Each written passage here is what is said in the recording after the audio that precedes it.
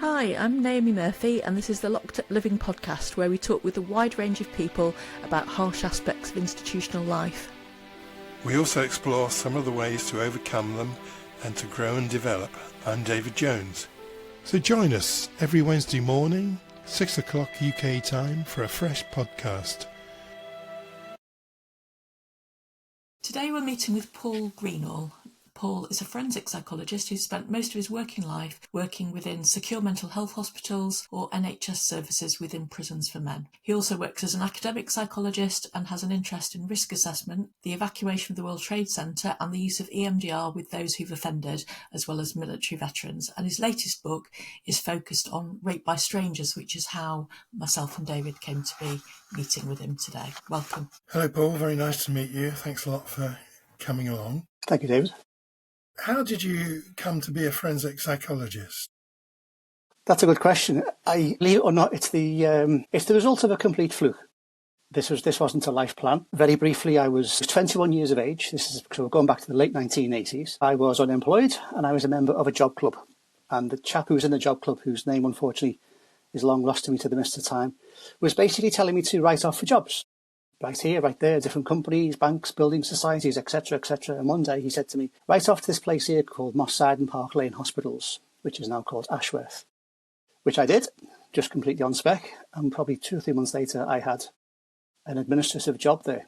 I was started off as an administrative assistant, 1989, which is probably the lowest form of administrative life you can be. And I found myself working as basically a fetch me, carry me, bring me, fold this, staple that, opening mail. And of course I had to read this mail to open it and to categorise it. And I started to read psychiatric reports. I started to read mental health reports on all the patients in Ashworth. And one day I thought, this is really, really good. How come I've missed this? So basically I thought, well, I'd like to get into this. What to do? I need to go to university. I didn't even have A-levels. So I basically, 5 years after leaving school, I went back to college. And at the age of 29, getting married and buying a house, I went to university at the age of 29. And the pathway has led me to where I am now. And I've never really stopped learning or studying or reading or researching since. So it was all a complete fluke, really. That's very interesting. And sometimes one hears about young people who are the sons of doctors and who grow up to be doctors. But I think for many of us, me, a bit like you, Paul, there's a series of accidental events Absolutely. that lead them into a particular path. And It's you clearly found... Go on, sorry, Paul. No, I was just going to say, even after that, it was a long chain of events which could have been broken at any point. You know, deciding to do an MSc and deciding to go down this pathway rather than that pathway. At any point, it could have been broken and I could be doing something else. So yeah, it's a long chain of flukes and, you know, good coincidences, really. And what you said was that you found reading these letters and reports was really good. But of course, behind that, what you're really saying is it was really interesting. It really piqued your interest, which is such an important motivation for all of us, really. Yes, and it was a very good moment for me because I wasn't one of those people in school. I wasn't one of those people in school who had I want to be a such and such a thing, you know, a train driver or a doctor or an air. I could never think of anything I wanted to be. And that was a big kind of hindrance for me. And so when I was very, very, again, it was lucky. It was a fluke thing that happened. That at the time although I didn't realise at the time, there was a very famous consultant psychiatrist, Dr. Malcolm McCulloch, who was the medical director of what was then Park Lane Hospital. And he had a secretary, and I was given the job of being his secretary's personal assistant. I didn't realise at the time who he was and that he was quite a famous man in that field. You know, like I say, opening his mail, having to categorise it, that was the first time ever in my life where I thought, wow, I've found something which is interesting, which I'd like to get involved in. And then it was, how do I get involved in this? What do I have to do? It was really, that's like I say, it was great to find something at long last, which I thought I could have a go at, and I actually wanted to do it. Brilliant. Well, I think that's a fantastic example you set to many people. So in the preface of your book, which we'll refer to again later on, you alert people to the emotional risks associated with forensic practice. Yes. How did you come to be aware of these? It took me a while, to be quite honest with you, because I think because of the way I started, as I've just explained, so from the age of 21, I was reading files of high secure psychiatric patients, which, as I say, really grabbed my interest. Even though some of the things I was reading at the time back then as administrator and for the several years I worked at Ashworth, some of the content was very difficult. It didn't particularly have a negative impact on me. It was when I started to work in clinical practice, and it was a simple little thing which I realised one day, which I think the popular phrase for it is gallows humour. I kind of realised one day that I find things funny and I laugh at things that people say, not inappropriate things, not making fun of people. It's not about that. It's just silly little jokes that people make, which I think is called gallows humour. And I realised that was me. And I thought, well, what's going on here? Why, And I started to realise that I'd become far more liberal. And I don't mean that in a negative sense. What I mean is, there was like events that had happened in the newspaper, in the media, which someone's been found doing this, that, the other, of a sexual nature. And I'd say, well, for goodness sake, what's it matter? No one's being hurt. And people would look at me as if I was strange.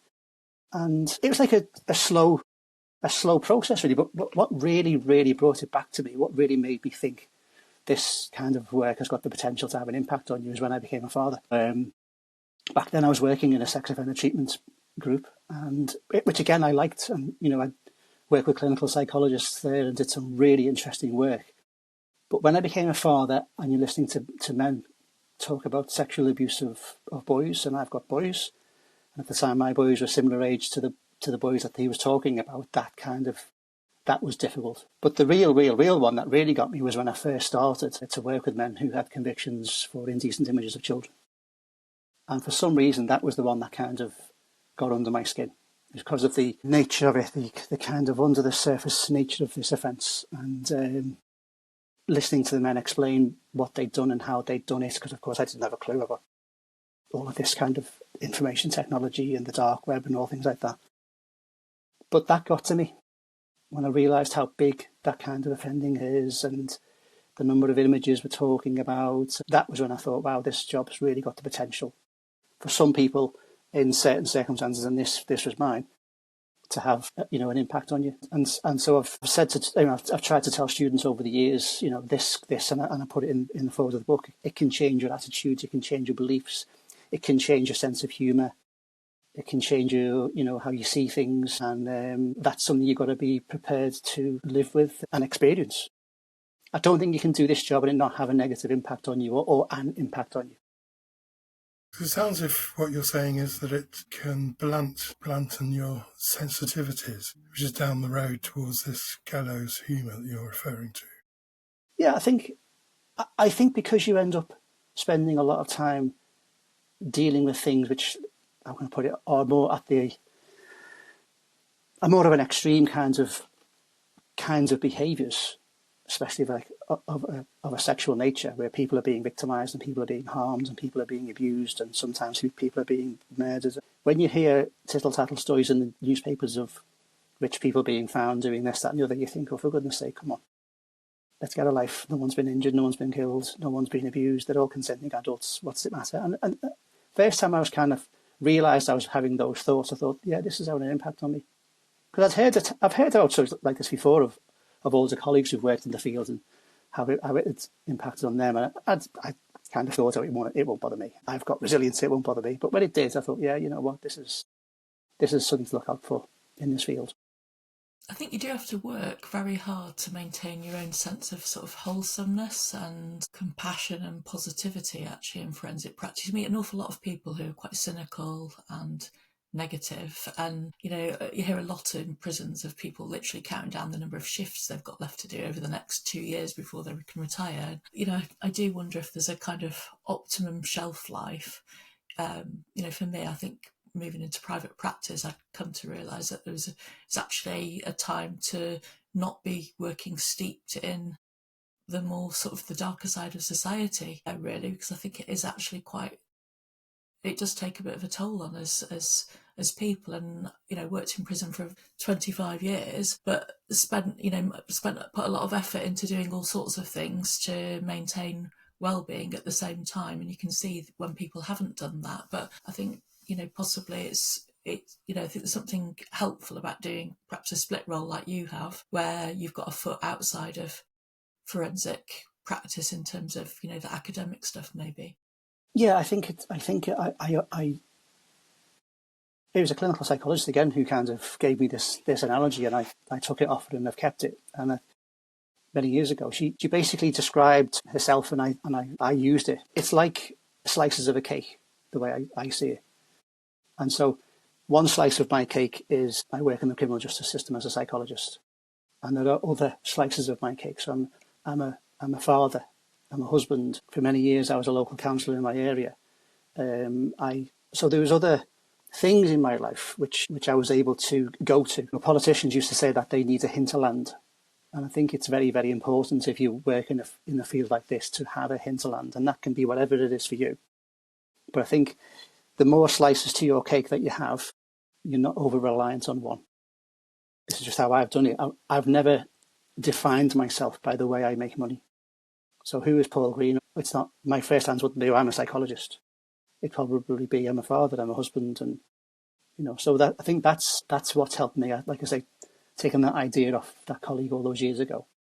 I've had several slices to my cake, which we all do, we all have, and I think it's valuing those other ones as well, and making sure that one slice doesn't become too big. Thank you. Paul, your book, Sexual Offending by Strangers, is, not surprisingly, a focus on rape by strangers. Yes. What led you to write about this particular area of work? It's quite a simple, at its most simple level, going back to what I was saying before, I became fascinated in this area. And again, I appreciate that might be a strange thing to say. Plenty of people outside may well think, well, how can you possibly find the sexual abuse of people interesting? And you just do. If you work in this field, people have different niches and people have different areas that they find of particular interest, and they want to work in that area or do research in that area. And this just became mine. And also it's this desire to want to try and help colleagues who work in the field. There's been a few occasions when, for example, I was asked once to, an important kind of moment was being asked to assess a man who had convictions for arson. And I thought, hang on a second, I don't know the first thing about arson. Before I can go and speak to this man, I've got to go away and do research. And a bit like when I was dealing with the men with convictions of indecent images of children, I don't know the first thing about all of this. So before I could do anything with the men I'd been asked to see, I had to go away and do research. So I had to, when I met them, A, have a basic understanding of what it is they've done, and B, be able to ask hopefully meaningful questions. And so because I got involved in working with the sex offender treatment group, working with some colleagues in this field, I got really interested in this.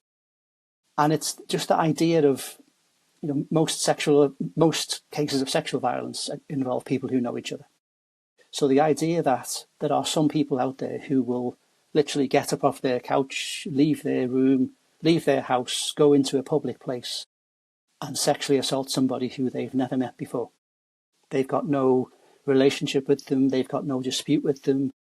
They may not have, it may literally be the first time that they've ever met. Literally that moment. And you've found myself on many occasions sitting there scratching my head wondering, well, how do we explain this? And when you are asked to assess men, for example, who've committed more serious acts of sexual violence, men who've committed sexual murder, you really are, or at least I was sat there scratching my head thinking, how on earth do we figure this one out? And what I had to do is what we have to do. I go away and read academic papers or read book chapters, and again, trying to get a basic understanding of this. And it's just the realization that I think I'm stumbling upon here a little niche. As I mentioned before, I think some psychologists find themselves a niche and they can excel in that particular area. And I think one day I realized this is one which is not very well researched. There's lots of research out there on sexual violence, don't get me wrong, and there's some excellent work, there's some great textbooks out there and really good work. But to actually focus on men who have, like I say, left their house to sexually assault somebody in a public place, not an awful out there, but it's a rare type of sexual violence in as much as most sexual violence involves people who know each other. But it does happen. And especially at the more extreme ends, when it does happen, it makes the 6 o'clock news. And so someone somewhere has to try and figure these people out. And I thought if I could put down some ideas in a format which can help practitioners, that was the aim. I actually wanted to call it a practitioner guide, but I was advised that wasn't a very good title to call it because it could be misconstrued. Yes, I can see that it might be. But you can see what I meant. Yeah, absolutely. Do we have any idea how big a problem this is, Paul? That's a very good question, because the big problem we have when we're trying to answer this question is what's called the dark figure. So there's, in all types of sexual violence involving strangers and non-strangers, there will be an unknown number of cases which are not reported to the police. So estimations, when I was writing my book, there was a report, it said around 10% of serious acts of sexual violence involve strangers, and up to over half of less serious cases involve strangers. So these things are happening every single week. And at the lower end of the spectrum, for example, where sexual assaults, things happening in pubs, or one of the chapters I wrote about involves sexual thefts and sexual burglaries. Down at the most, the more minor end of the spectrum, should we say, we just haven't got a clue how often this is happening, how often people are having underwear stolen from washing lines, or because, again, probably an awful lot of that is not being reported because people probably think it's a bit of a nuisance thing. Oh, it doesn't matter, I'm not going to trouble the police with that. So, I think though that the serious violence, sexual violence and sexual murders is interesting because actually many of the crime drama is often centred around those kind of offences. So I think it does give a disproportionate sense of how common those offences, so they loom kind of like scarier in people's imaginations than the fact that actually most people are, if you're going to be at risk of a sex offence, it's probably going to be someone who's in your personal orbit already. Yes. Whereas the way that dramas tell us stories about serious sexual offences and sexual murders, it's going to be a stranger leaping out at you when you're on your way home from somewhere. That's exactly the thing which is portrayed, and those things do happen. But because they are quite rare, when they do happen, they make the 6 o'clock news. And in the UK, you're probably talking, half a dozen to a dozen per year. Most of them will, like I say, will be headline news. So these things aren't happening, especially at the extreme end. They're not happening all the time. They're not happening every single day.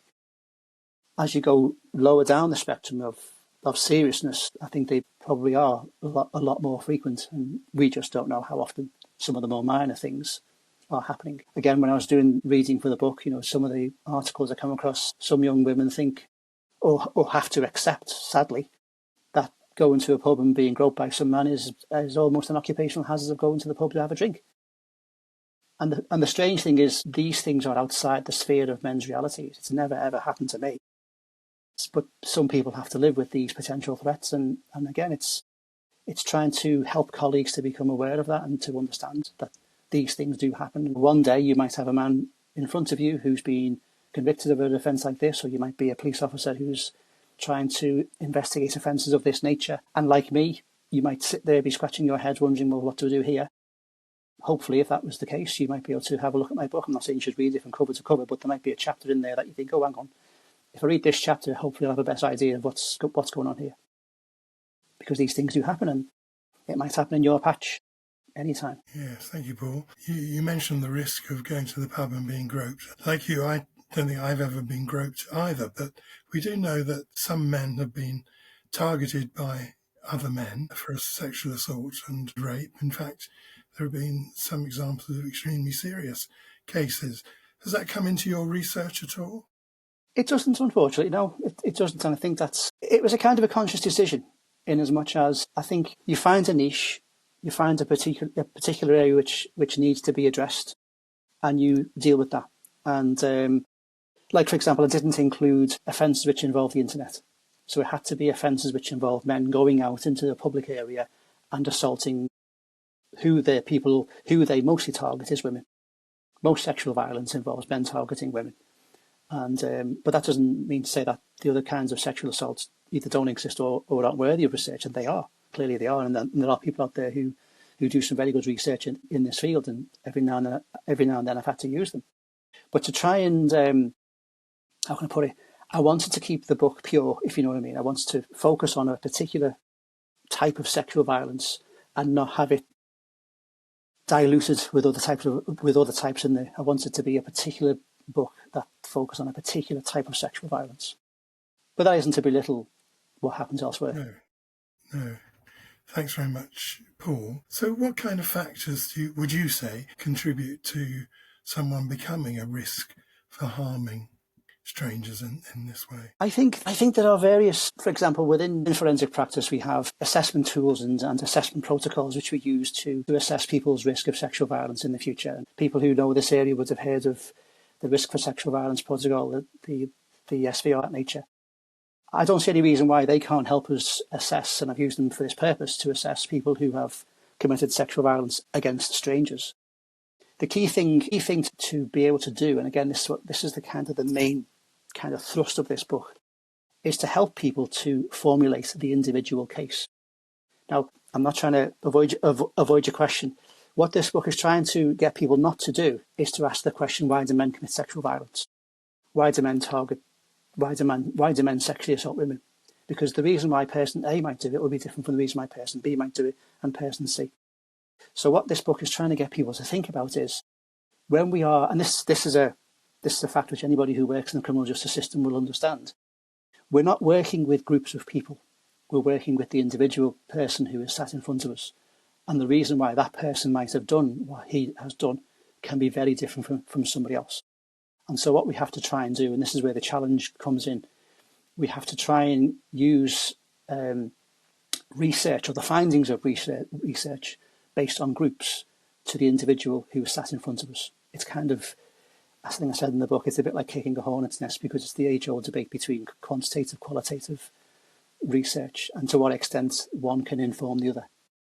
But if you look at tools such as the RCP or the SVR20, that will have several factors in there which can be relevant in some people's lives, and they can help us to understand. And it's, in some cases, it can be background factors in a person's early life. They may have had troubled or even abusive early lives. And again, something to stress, and I say this to my students all the time, whenever we go down avenues such as this, it's not about trying to excuse, so-and-so's gone and committed a sexual offence, or it doesn't matter, he had a bit of a difficult childhood. It's not about that.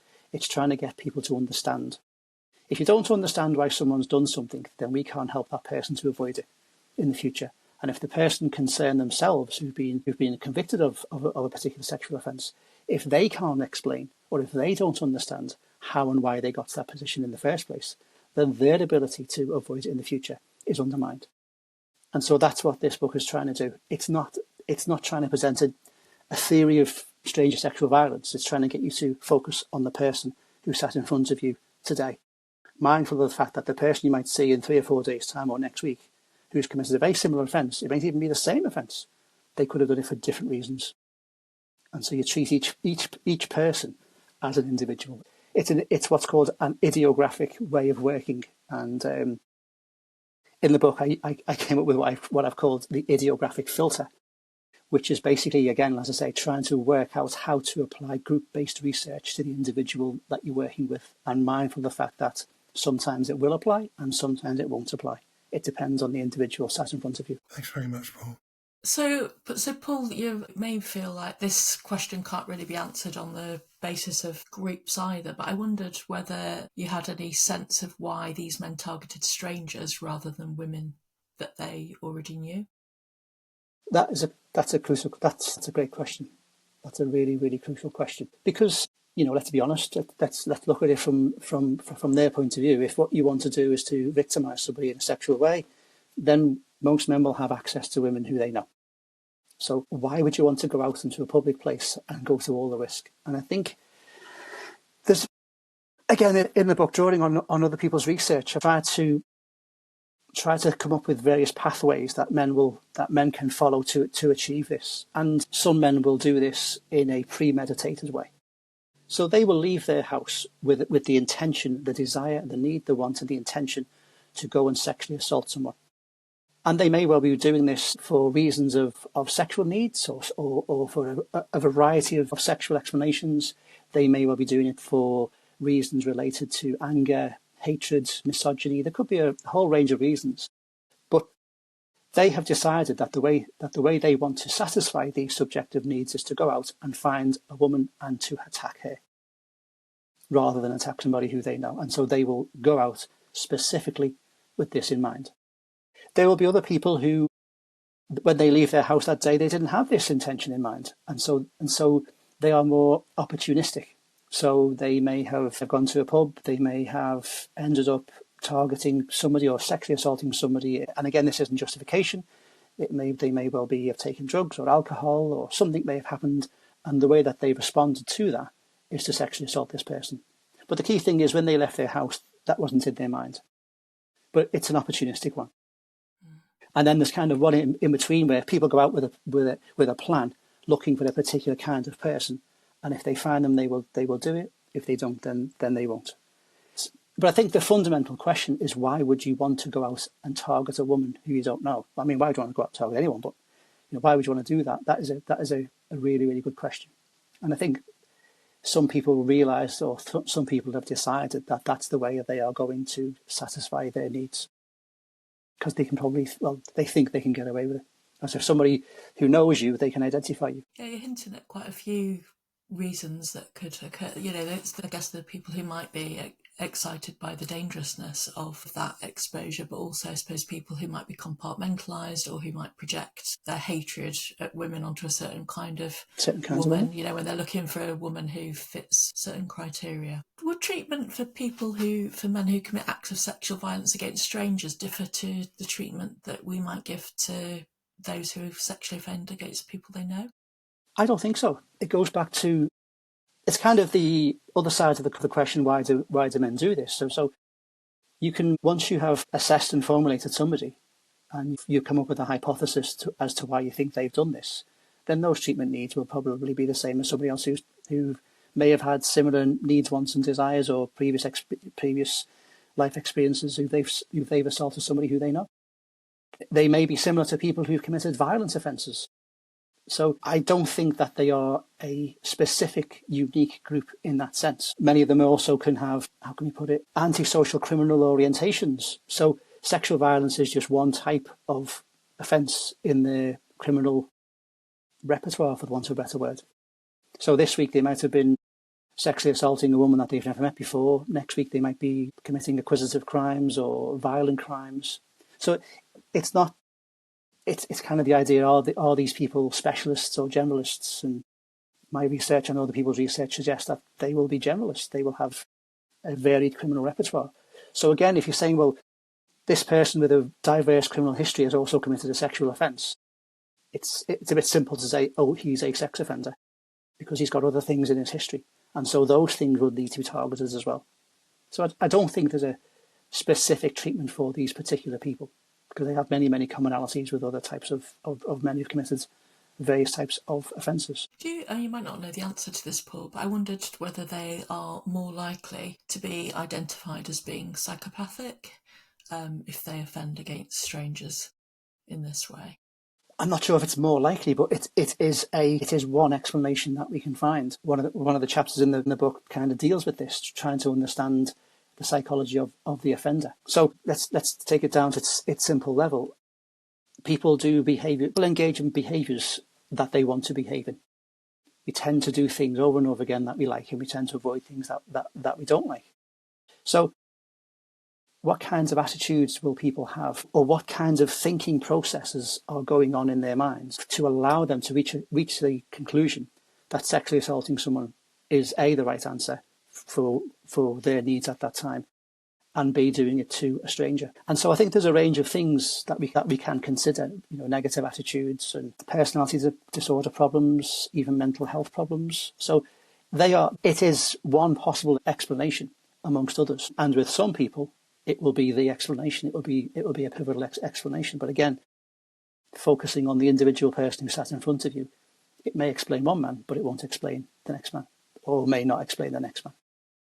But I think certainly, to engage in these kinds of behaviours, by definition or by inference, you will probably hold attitudes that think that this is acceptable, and we are then kind of going into the realms of I wouldn't necessarily say psychopathy, personality disorder in a clinical sense, but they may well hold those kinds of antisocial attitudes, which like I say, leads them to conclude, yeah, this is what I want to do, and I'm going to do it today against that woman over there. Whereas to you and I, we wouldn't dream of doing that. Thank you. So, Paul, we always like to ask people about how they maintain their well-being outside of the work they do, and I'm conscious that you also have you've had certainly a second big interest as a local counsellor. Now, that doesn't sound stress-free at all, actually, and I wondered what you enjoyed about that work. It's completely and utterly different. It's like I said before, it's another slice of the cake. It was a very enjoyable thing to do. You know, it's helping your local community to, probably despite what lots of people may think, politics doesn't come into it an awful lot. People from different political parties, we've got the same things in mind. We want to make our area better. We want to try and improve things. And that was me. You know, whether it's fixing potholes or getting bins done or the streetlights done, those things need to be done. And it was an enjoyable thing to be able to do it. And like I say, it was if politicians are meant to have a hinterland, then I suppose politics was my hinterland from working in psychology. And like I say, it was just a completely different way. It was almost like a hobby, I suppose. That kind of, for many years, was my hobby, most enjoyable. You sound like quite a practical, task-focused individual, Paul. I was thinking about your attitude towards, actually I've got to assess somebody who's committed arson, so I'm going to go and find out about arson. And, there's a conscientiousness there, but also this very task-focused. And I suppose that sounds like you've taken that into both bits of work. But I wondered whether there was ever any conflict between the two roles. Very, very rarely, because I had a little rule, which is when I was in the council chamber, for example, I would never talk about my job. And when I went to work, I very, very rarely ever talked about politics. So I tried my best always to keep the two worlds separate. But yeah, I think practical focus is probably an accurate description, really. I suppose it goes back to when I very first went to university, and you sit in some great lectures with staff and listening to some great ideas and great theories. And what I always wanted to know is, well, okay, that sounds great, but when I leave this room, how do I apply it? How do I take what you're telling me and apply it to real people, real cases who've done real things against real victims? And, how do I apply it? And that's what I've tried to do with this book, is to hopefully show how we can take ideas but apply it in a real way. Because when I started to do some teaching many years ago, I asked, and I kind of knew the answer would be no, but I thought, well, I'm teaching on a master's degree here. There's about 15 students in the lecture theatre. I wonder if I could bring them into a secure hospital. Now, I knew the answer would be no, but I asked anyway. And of course, they said no. So I said, okay, which is fair enough. You can't just march 15 students into a secure hospital. But I thought, well, if I can't bring the students into the hospital, is there any way at all I can bring the hospital to the students? And it's that practical focus of things. These are the ideas. This is how it can be applied in practice. These are the theories. Here's an example of how I've used it. So yeah, I think that the idea of a practical focus probably is me, and it's what I tried to do writing this book. Hopefully. Thank you. Paul, I gather that you're also a keen advocate for free speech. Now, through talking with Naomi, I've come to realise that everyone has their own version of free speech. So why is this so important to you? Because I think it's who we are. We were very, very lucky to have been born into a free society. I was born in the 1960s. I'm a child of the 60s. I was born into a free country. And probably like many people my age, I've got grandparents and other members of my family who fought in both world wars. These things are very, very important, and we let it slip away at our peril. And I think you're absolutely right. What is freedom of speech? It's the way I define it is using that very old definition: you can't shout fire in a crowded theatre. You can't advocate violence to people. I don't want people being disadvantaged, or let's go and target these, let's go and get them, or that kind of thing is unacceptable. But I think you can't let these basic freedoms be eroded. And when I was mayor, for example, one of the best things I did whilst I was mayor was Remembrance Sunday of 2012. So I had to go to 3 remembrance services and read a lecture there, and I read some poetry from one of the great war poets. But the thing that made it a real special day was I was wearing my grandfather's World War I medals. And before I did this, I looked into it, so to make sure that I was doing it right. So when you see people who have earned the medals themselves, they wear them on the left hand side of their chest. If you ever see somebody wearing medals who wear them on the right, they're not their medals, but what they're doing is they are able to wear them in honour of a member of their family who did win them. And so that's what I did that day. So it was a very, very proud moment to be the mayor, and to be the mayor on such an important day, and to do that wearing my grandfather's World War I medals. So people of his generation fought in 2 world wars. They did that to try and preserve our freedoms. And like I say, they're not ours to give away. We need to keep them and pass them on to the next generation. And I think that's a very, very important thing to do. And I think we've all got a duty to preserve that. That's how I view the world. Thank you. So finally, Paul, because we've touched upon this to some extent already when you were talking about the sort of dark humour that can infiltrate forensic work and practice. So we always like to know how somebody like yourself keeps yourself psychologically healthy, and what kind of advice you can give to others on this. It's a good question. That is a very good question. It's one I've thought about a lot over the years, because I think I'm lucky in as much as I've got a natural resilience. So perhaps, like I said before, because I started in this area quite young and was introduced to it quite early, I think I've had a natural resilience which has kept me safe, for the want of a better word. But as I alluded to before, every now and then you will come across something which kind of penetrates your armour. I think it's having a balanced life, having other things to do, having other slices to your cake, and having hobbies and having interests in other things. And so not allowing your working life to be the biggest part of you, and not defining yourself by the way you make money. However interesting it is to work in prisons and secure hospitals, and I think people make the mistake of thinking that these places are full of horrible men. Some of them aren't, and some of them are perfectly nice people who've done just silly things. And some of them are very, very interesting, and I have learnt as much of these men that I've worked with as reading any textbook. But it's only part of my life. It's not my entire life. And so I've always tried to have other things there, and to value family and friends and other things. And I think if you have what we now call a work-life balance, I think that can help keep you safe and keep you secure, and not allow yourself to be overexposed to these things, or to have a balance if you are. Great. Thanks very much indeed, Paul. Thank you, Paul. Thank you for having me.